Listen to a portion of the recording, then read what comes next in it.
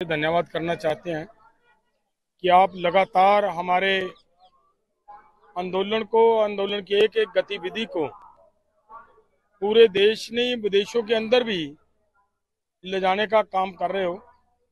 इसके लिए हम ऋणी हैं, धन्यवादी हैं आप सबके।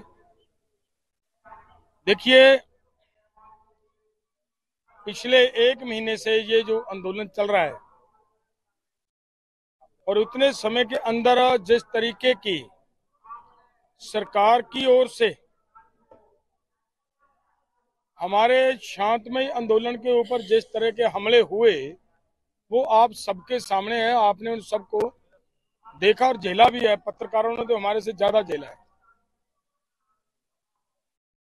जिस तरह की क्रूरता नजर आ रही है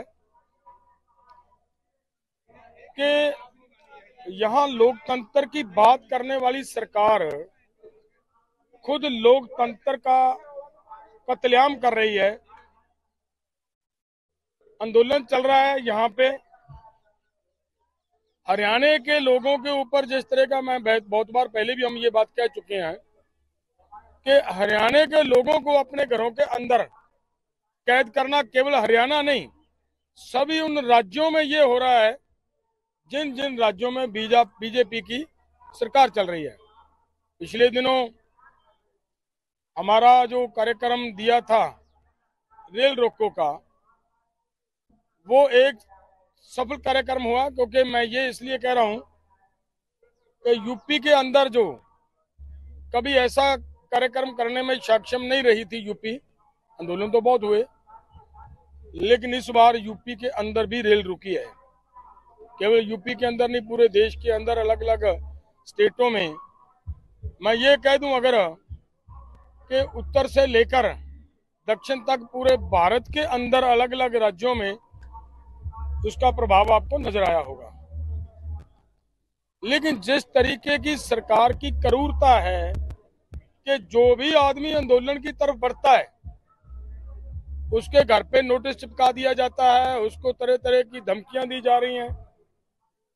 लेकिन ऐसा होने के बावजूद भी लोगों ने एक महीना भर पूरी तरह शांति रखते हुए इस आंदोलन को चलाया और तरह तरह के सरकार का हमले झेले हैं और वो सब झेलते हुए शांति से उनके हमलों का सामना किया, मुकाबला किया। और उसकी आज बहुत बड़ी आपके सामने ये मिसाल है कि आंदोलन किस तरह मजबूती से आगे बढ़ रहा है कि मजबूरन हरियाणा की गवर्नमेंट को, पूरी की पूरी गवर्नमेंट को इस्तीफा देकर नई सरकार बनाने का प्रयास किया गया। उनका कोशिश है सरकार की कि वो हरियाणा के अंदर एंटी कंपेंसी जो बनी है शायद उसको कवर कर पाए, उनका लेखा है। लेकिन उनको यह नहीं भूलना चाहिए कि 400 किसानों के जिस्म से टपका एक एक खून का बूंद, खून का तबका, और हमारे किसानों की हो रही कुर्बानियां लोग भूलेंगे नहीं। एक एक कुर्बानी और एक एक खून के तबके का लेखा हिसाब देश के लोग लेंगे।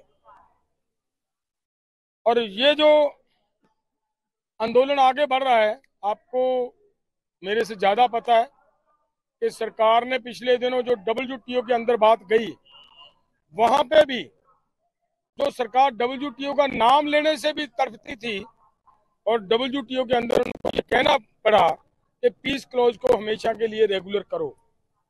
वहां पे इनको कहना पड़ा कि जो 10% की खरीदारी की आप शर्त लगाते हो वो हटाओ। और देश के किसानों को ऑफ सीजन में जाकर गन्ने का रेट बढ़ाना पड़ा।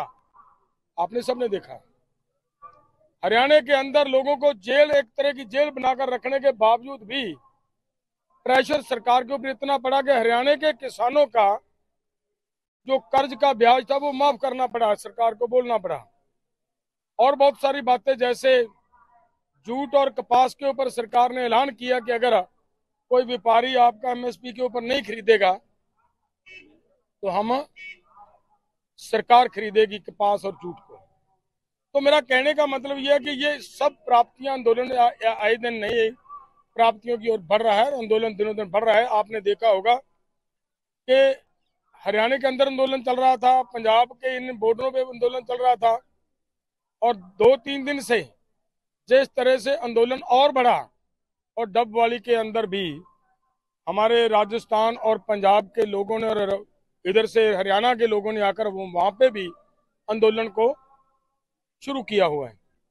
कहने का मतलब आंदोलन बड़ी शांतिपूर्वक ढंग से आगे बढ़ रहा है, तेजी से आगे बढ़ रहा है।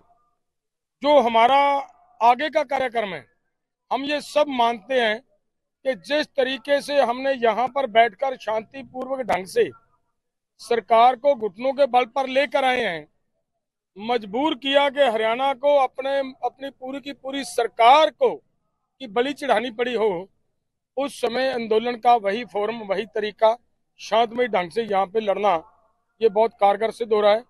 इसी को आगे चलाते हुए हमने ये कार्यक्रम रखा है कि 15 तारीख से हमारे आंदोलन के शहीद शुभकर्ण की अस्थि कलश यात्रा शुरू करेंगे।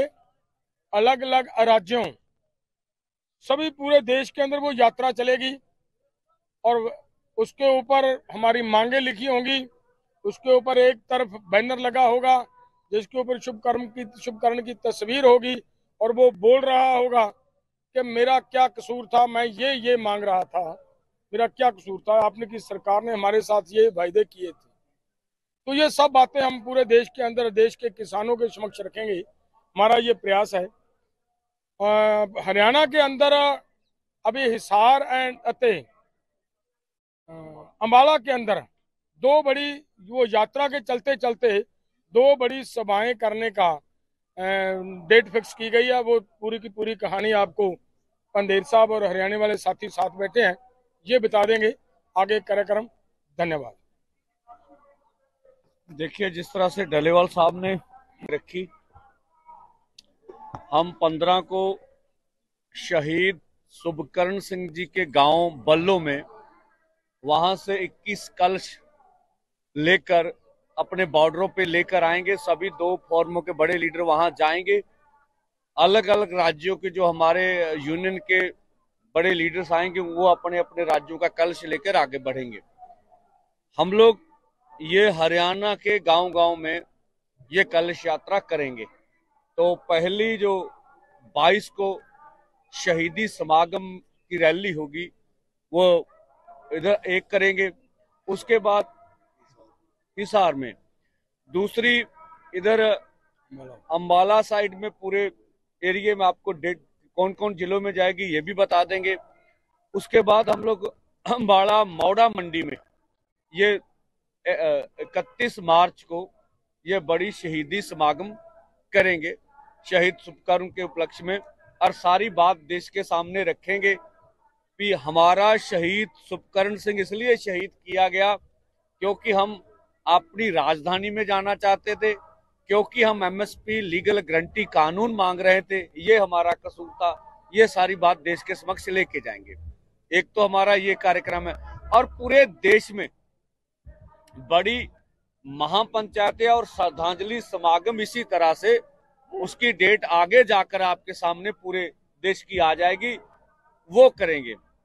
उसके बाद जो भाजपा गठजोड़ है, इसका हर गांव में, देश के हर गांव में जब भी भाजपा गठजोड़ के लीडर्स या भाजपा के लीडर्स आएंगे, वहां पीसफुली जाएंगे और उनसे शहीद शुभकर्ण जी की तख्ती लेकर, मांगों की तख्ती लेकर उनसे मांग करेंगे कि ये शहीद शुभकर्ण सिंह का क्या कसूर था, क्यों उसे शहीद किया गया।